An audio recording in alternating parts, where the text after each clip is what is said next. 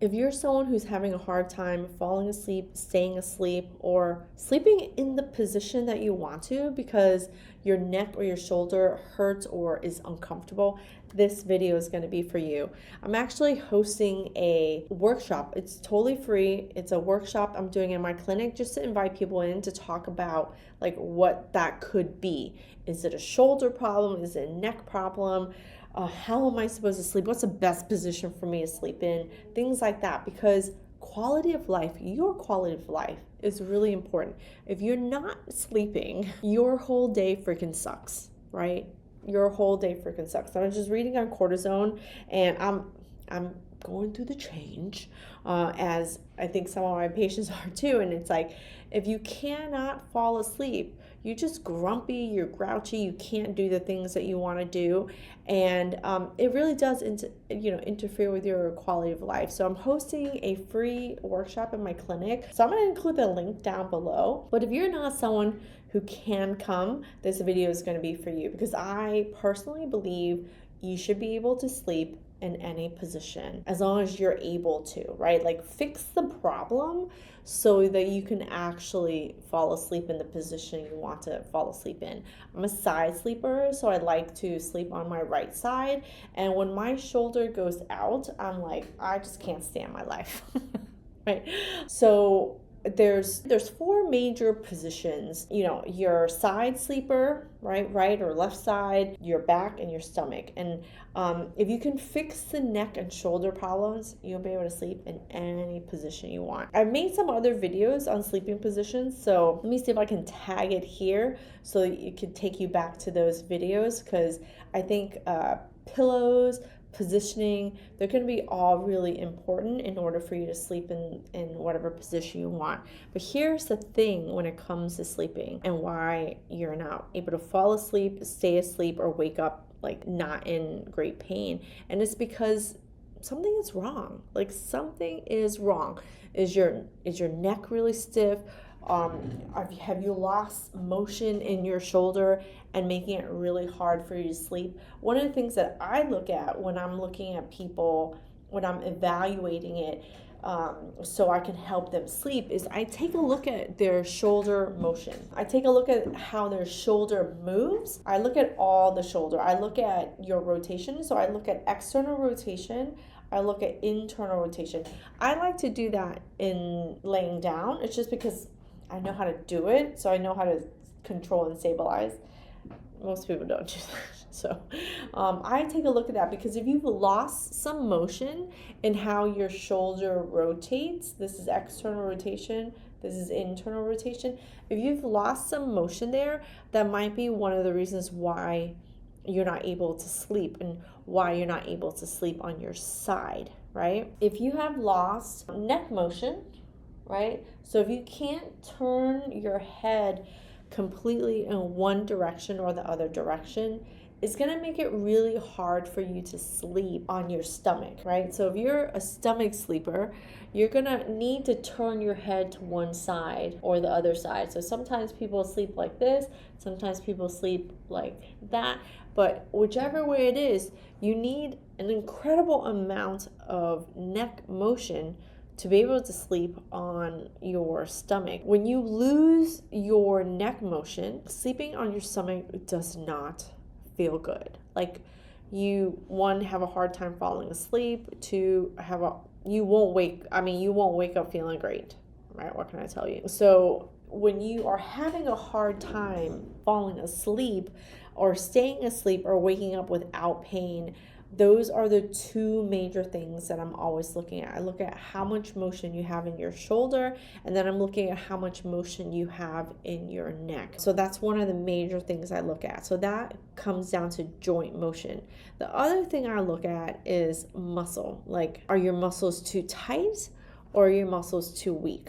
I know for me personally, when I can't sleep on my side because my shoulder is bothering me or something, I'm a very loosey-goosey person. I always say there's two body types. Your loosey-goosey person and you're stiff as a board person. So a loosey-goosey person is someone who's very hypermobile. They have a lot of motion. So their ligaments aren't really holding them together. So they require their muscles to hold them together. That's me. I have a lot of motion in my knuckles. Look, my elbows go beyond zero. My shoulder has like a ton of motion. I try not to over demonstrate because then it usually throws my shoulder off. But I have a lot of motion. And because I have a lot of motion, I have to focus on strengthening. I have patients who are stiff as a board. I mean, they're trying to lift their arms up and they're using their head because their joints, their muscles, they're just so tight. How you address them, like from a treatment standpoint, from a therapy standpoint, you're treating them completely different. I know lots of videos now are like, do this and it'll fix all your problems. But if you can't figure out your body type, you might be doing the wrong thing. A lot of women come to me and they tend to be hypermobile.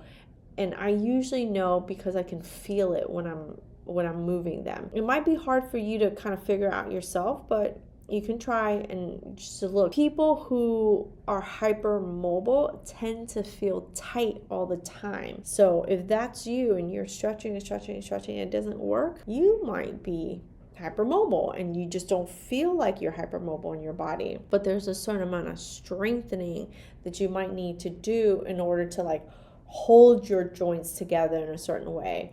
For my really stiff as a board people, they need to stretch and they're probably not stretching. And so they'll start to lose a lot of motion.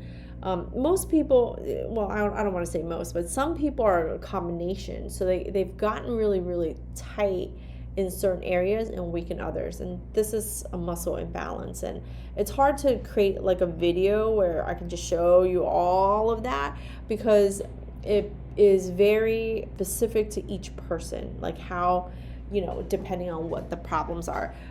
This video is really just educational because I want you to understand that you should be able to sleep in any position you want. Like I wholeheartedly believe that you should be able to sleep in any position you want, and then you're going to have to decide what you want to do to increase the quality of your life. Currently working with somebody who I think he's 75 and he hates therapy. His wife has been trying to get him to come to our clinic for the last year and a half, and he didn't want to. So we're like, that's fine, don't push it. If he's not ready, then he's not ready. But we had a workshop at our clinic and they actually came because their daughter was having a lot of like shoulder and hand problems. And so he came to the workshop setting. It had a lot of great questions, and he has shoulder neck issues and he can't sleep. But he's been ignoring it for years. That's why his wife was trying to get him into the clinic. She's like, he complains that he can't sleep or he's having a hard time staying asleep. And so finally when he came in, he was like, okay, so he had all these questions, which I love. And he's like, will therapy help? I'm like, well, I have to figure out what's wrong with you to begin with to see if therapy can help, right? But based on what you're telling me and what you're showing me, he was showing me some stuff. I was like, therapy can help, and it can, I was like, what do you want from therapy? What is it that you're looking for? What's causing you to make this decision finally to come in? And he was like, well, because he's very active. He walks every day, he bikes, has lunch and dinner with friends, he does a lot. And so his pain is he's like, if you could help me improve the quality of my sleep, I would become a believer in therapy. And I was like, okay, so we have to make a decision. We have to decide based off of our evaluation. Is it more of a shoulder problem or is it more of a neck issue? I'm kind of leaning toward the neck issue, but it does take getting to the root cause to figure out what is causing you to have the shoulder or neck pain when you're sleeping, and then being able to take you through all those different positions. And therapy is a lot about problem solving. It's not a one size fits all. for the most part. It's not a one size fits all. So just, figuring out, is it a neck problem, is it a shoulder problem, or is it a combination of both, is really going to be able to help you decide, like help the therapy be a lot more effective. So if you're in the Miami area and you want to come to our next workshop, the link's going to be below for you, so you can sign up and come and ask me as many questions as you want. If you are not in the Miami area and you like these types of videos, leave me a comment if you have other questions, and subscribe, and I'm going to share more about what you can do to kind of fix your shoulder and neck problems so you can sleep better. All right, thanks.